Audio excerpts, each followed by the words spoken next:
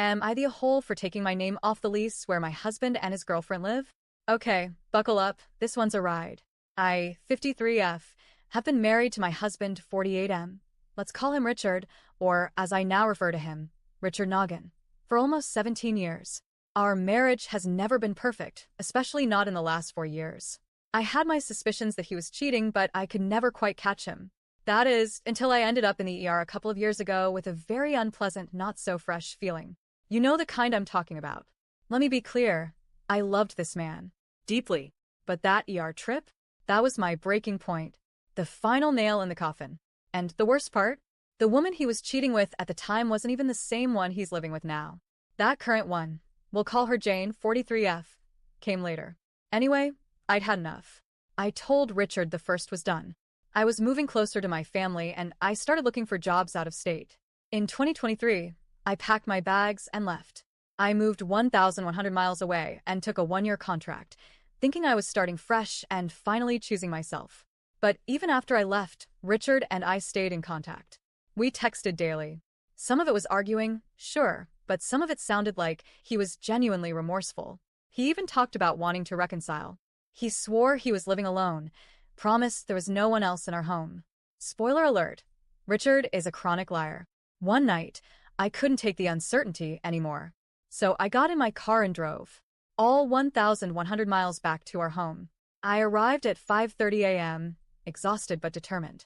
And wouldn't you know it, Richard was already up, standing on the porch in his robe. Suspicious, right? Yeah, I thought so too. He clearly wasn't expecting me. I pushed past him and went inside. And there she was. Jane. Standing in my kitchen, cooking in my robe like she belonged there. I introduced myself with a smile that could cut glass. Hi, I'm Dick's wife. How are you? Needless to say, it wasn't a warm reunion. I had to leave and find a hotel, then an Airbnb, because apparently Jane had been living in our house for weeks. She moved in 3 weeks after I left. Let that sink in. Over the next couple of years, it was chaos. She was there, then she wasn't. Then she was back again. Rinse, repeat. Suddenly they're in love. Sure. January whatever. Now, here's where the lease comes in. My name was still on the lease for the house we had shared for over a decade. On paper, and even off paper, Richard didn't qualify on his own. He runs a cash-only mechanic business out of the garage, and I can't produce income verification or bank statements. So, me being the decent human I am, left my name on the lease, even after everything, so he wouldn't get kicked out. I know I shouldn't have. I know I didn't owe him that kindness. But I'm just not the kind of person who wants to see someone become homeless, even if they've screwed me over. Well, about 9 months ago, I moved back to the area for a new job. I thought I might finally find some peace. But instead, Richard tried to play both sides. He told me he still wanted me, told Jane the same thing, and continued lying to both of us. He wanted to keep us both hanging on like some twisted emotional buffet. Then I got a new job offer, $24,000 more a year, and centrally located between all 3 sites I'd be working at. I couldn't turn it down. It was a fresh start again. As luck would have it, the same landlord who leased us our first home had a bigger, nicer property in the perfect location. I called her and explained everything.